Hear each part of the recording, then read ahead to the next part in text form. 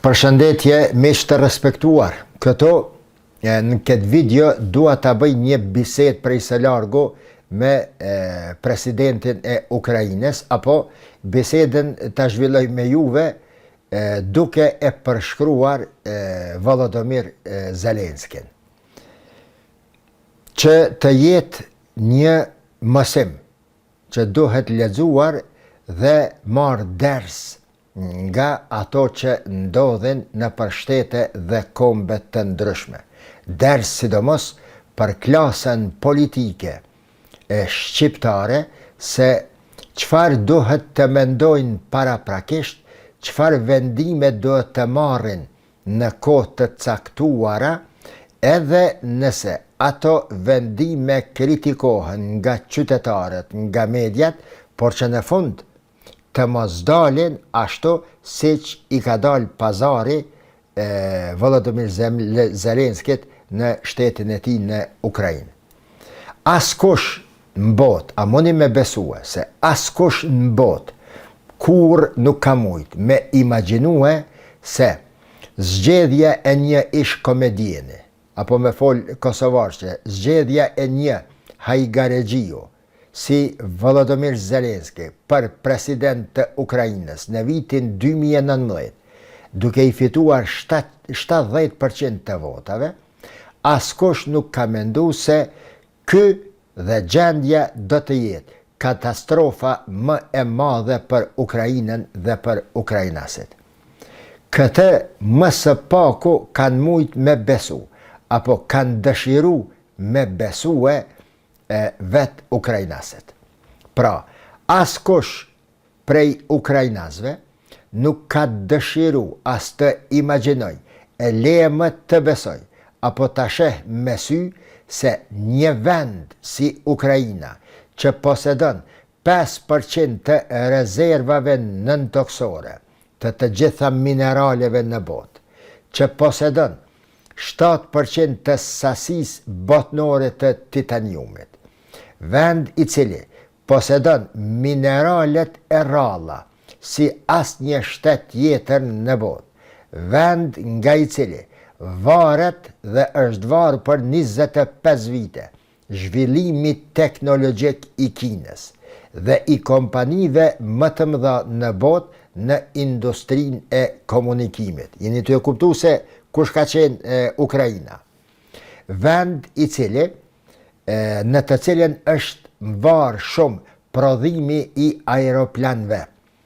zhvillimi teknologjik në prodhimin e aeroplanëve.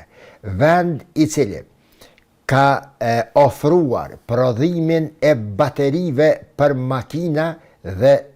nevoja të tjera. Vendi me tokën më të bereqeshme në gjithë kontinentin e Evropës. E ky vend në fund do të bëhet vendi me 2 milion viktima në një luftë të pakuptimt. Ukraina pra, apo më saktësisht presidenti i saj, ka lejuar që Rusia t'ia pushtoj afër 25% të tokave të saj, ku afër 10 milion njerëz migrojnë, ikin, detyrohen të alshojnë vendin e tyre, ose të zhvendosen brenda, ose të vriten me miliona ndërta. Ky president që ka lejuar të shkatërrohet tërësisht infrastruktura e një shteti shumë të fortë që ka qenë më parë. Me pak fjalë, mund të them se Ukraina është afër momentit të fshihet, të zhduket tërësisht nga harta gjeografike e botës. Si rezultat i luftës së Rusisë në te, për te, kundër saj, si dhe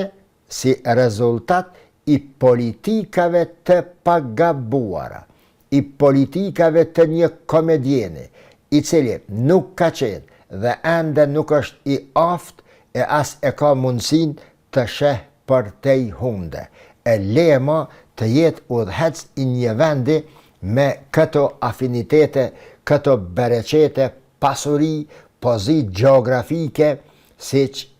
ka Ukraina. Dhe shiheni tash, si ka ardhur puna, Amerika po i thot se s'ka më kthim në kufit e 2014-ës. Imagjinoni, Krimea harrohet. Se nuk mund të hyjë Ukraina në NATO, kështu po thot Amerika, se do ta pranon detyrimisht marrëveshjen që Amerika do ta bëjë me rusët, se do t'i paguan Amerikës $500 miliard shtesë në mesin e tyre që t'i jep elementet, mineralet e rralla nën-toksore që si ka bota i posedon Ukraina, që të jenë në pronësi të Donald Trump, apo më mirë me thonë të Amerikës. Pra, që ka ardhen momenti të jetë i obliguar Zelenski dhe Ukraina të pranojnë edhe kushtet e reja të Amerikës, shtet për të cilit dhe me pëlqimin e të cilit, mos thëmë me nxitjen e të cilit, Ukraina e pranon dy luftimin me Rusin dhe humb çdo gjë që ka poseduar. Tash, ka ardhur koha me u bëhe pyetja se si të mos mendojnë sot ukrainasit duke e rrah kokën e tyre, pse ja kanë dhënën aq shumë vota, pse i kanë dhënë aq shumë mbështetje, 70% të votave Zelenski i ka marrë në vitin 2019, duke ju premtuar parajs, duke ju premtuar antarësim në BE, duke ju premtuar më mirë se Zvicrën, duke ju premtuar një pavarësi dhe liri të cilën ukrainasit vetëm në ëndër kanë mujt me pa, por me sytë real, me real politik, kur as që kanë mujt, as që do të mund të imagjinoni. Natyrisht, kjo gjendje e tanishme, për fat të keq, është gjendja e Ukrainës dhe nga e cila po marrin shembull shumë shtete të botës, aq më shumë pas ardhjes së Donald Trump në shtëpinë e bardhë, i cili e shembi tërësisht rendin global të kaluar, i cili nuk po i njeh institucionet ekonomike, për shembull Bankën Botnore, ose FMN, ose marrëveshjen për tregti, ose marrëveshjen e gjelbërt, ose për ruajtjen e ambientit. Asnjë marrëveshje, asnjë sistem, asnjë institucion, të cilat kanë qenë pjesë përbërëse apo themele mbi të cilat është ngrit dhe ndërtuar rendi global i pas luftës së dytë botnore, asnjë nga këto nuk po e njeh Donald Trump, që dënë të thëtë se rendi i kaluar global, e kam shpjeguar edhe në një video të kaluar, veç ka përfunduar. Ukraina, me këto nimete të cilat i ka pas, për shkak të një vizionari të quaj, si që është Volodymyr Zelenski, për të cilin që në ditët e para të luftës vazhdimisht kam thënë se edhe nëse eventualisht fiton Ukraina, humbet Rusia,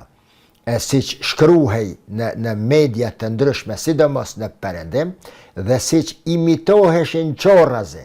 dhe bëheshin copy-paste ato lajme të atyre mediumeve edhe në gjuhën shqipe, ku për shkak të qëndrimeve të mia, për shkak të vizionit tim, për shkak mos them vizion, për shkak të asaj që unë e pasha dhe e lexoja rastin e Ukrainës nëpërmes leximit të rreshtave të historive të kombeve të ndryshme, të cilat kanë humbur njësoj përgjatë historisë, vazhdimisht kam thënë se lufta e Ukrainës ka humb në të Ukraina që në ditën e parë kur ka pranuar të ballafaqohet ushtarakisht me Rusin. Edhe nëse eventualisht fiton Ukraina, kam thënë se do të jetë fitore e Pirros. A dini çfarë është fitoria e Pirros? ju e dëgjojnë vazhdimisht. Fitoria e Pirrës është, Pirro shkon edhe lufton me ndihmue Italijes. Me një ushtërie, një herë dërgon një pjesë, kthehet fitimtar në ato betejë, por kthehet veti dytja i treti. Me 10.000 ushtar i vdesin në një luftë të pakuptim, lider politik, komandant politik, për mua i çmendur, i cili ka qenë në gjendje me e zhduk, me e shkatrue, me e vra tër ushtrinë e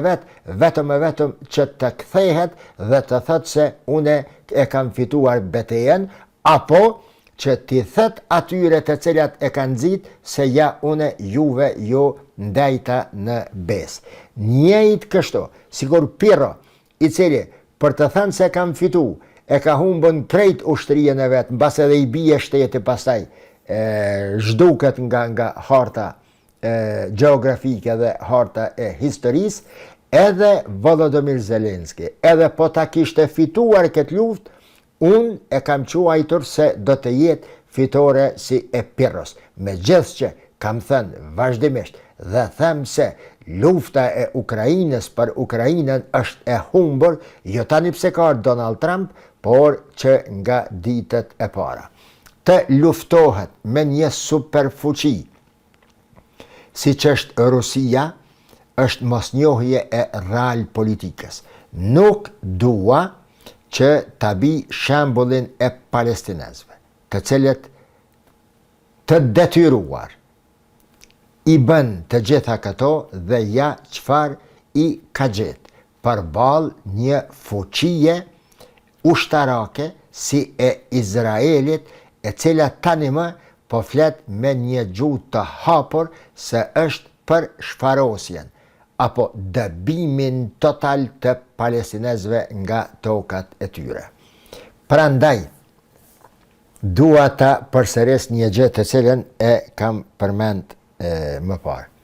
Pse e kam quajtur Ibrahim Rogovën lider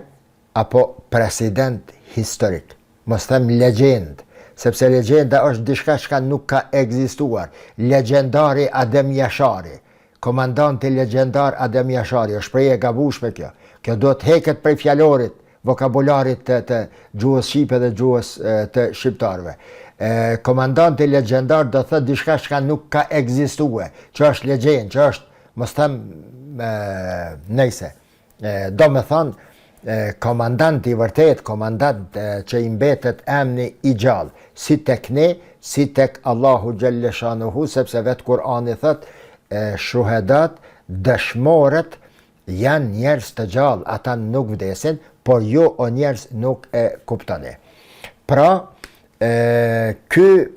Ibrahim Rugova, pse kam quajtur president historik vizionar, sepse ka qenë i aftë ta kuptoj real politike, e nënvizoj, ka qenë i aftë ta kuptoj real politike, dhe i cili ka refuzuar të nis luftë kundër Serbisë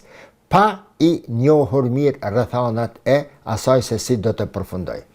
Nuk ka hyrë në luftë pa i marrë shenjat përfundimtare, signifikante të faktorit ndërkombëtar, të miqve të shqiptarëve, sidomos të shëbave,